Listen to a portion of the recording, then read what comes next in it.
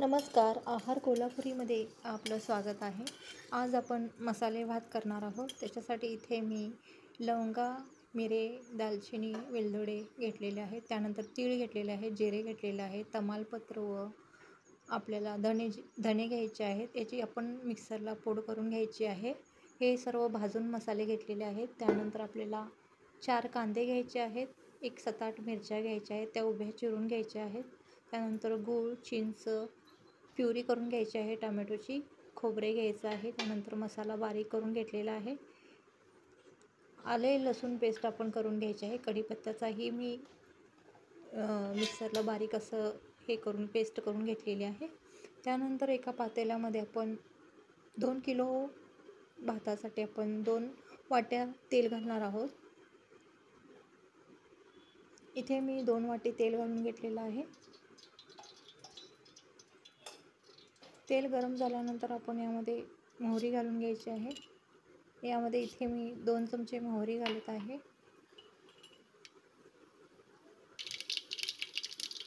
2 किलोच्या भाताचं हे प्रमाण आहे. मोहरी आता छान तडतडून झालेली आहे. यामध्ये आपण आता उभी चिरलेल्या मिरच्या घालून घ्यायच्या आहेत. इथे हिरव्या मिरच्या घेतलेल्या आहेत. त्यानंतर आपल्याला यामध्ये कढीपत्ता घालून घ्यायचा आहे. कढीपत्ता मी मिक्सरला बारीक पेस्ट करून घेतलेली आहे, ती इथे घालत आहे. त्यानंतर उभे कांदे चिरून घेतलेले आहेत. 4 मोठे उभे कांदे चिरून घेतलेले आहेत, ते मी यामध्ये इथं घालत आहे. आता या कांद्याला छान असं परतून आपण घ्यायचं आहे. गुलाबी रंग येऊ तोपर्यंत आपण या तेलामध्ये हे कांदे असे भाजून घ्यायचे आहे.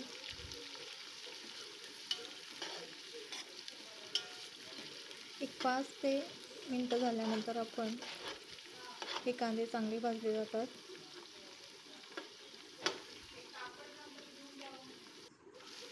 पहा, अशा प्रकारे आपण छान असं या तेलामध्ये कांद्यांना भाजून घ्यायचं आहे.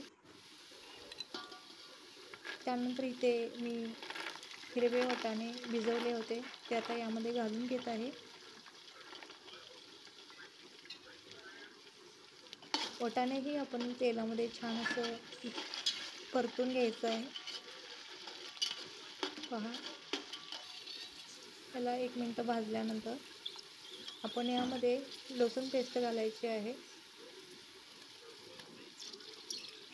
लसूण पेस्टही आपण तेलामध्ये छान असं भाजून घ्यायची आहे. त्यानंतर आपल्याला आल्याची पेस्ट घालायची आहे. व्यवस्थित असं याला चांगलं भाजून घ्यायला लागतं. त्यानंतर इथे मी उभे काप करून घेतलेले आहेत काजूचे, ते इथं घालत आहे.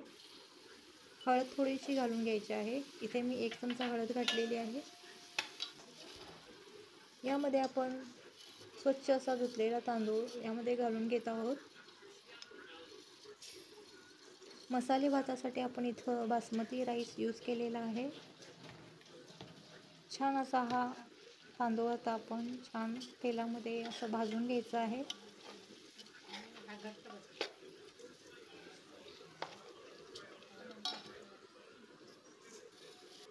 2 किलो आपण हे तांदूळ घेतलेले आहेत. छान स्वच्छ असं धुवून घेतलेले आहेत. त्यानंतर याला आपण तेलामध्ये भाजून घ्यायचं आहे. 10 मिनटं आपण याला तेलामध्ये भाजून छान असं घेऊया. सर्व मसाले याला लागतात. तांदूळ भाजल्यामुळे आपला भात मोकळा होतो. अशा प्रकारे आपण तांदूळ यामध्ये भाजत आहोत.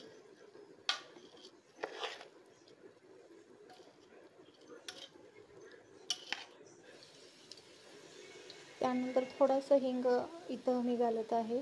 आपल्याला हवे असेल तर आपण हिंग घालू शकता. हिंगाने एक छान चव येते, किंवा स्किपही करू शकता आपण. यामध्येच आता आपण हिरव्या मिरच्या घातलेल्या आहेत, त्या बेतानुसार आपण यामध्ये तिखट थोडंसं घालून घ्यायचं आहे. इथे मी 3 चमचे तिखट घालत आहे. तिखटही आता यामध्ये आपण व्यवस्थित असं मिक्स करून घ्यायचं आहे. व्यवस्थित असं छान हलवून घेऊया याला.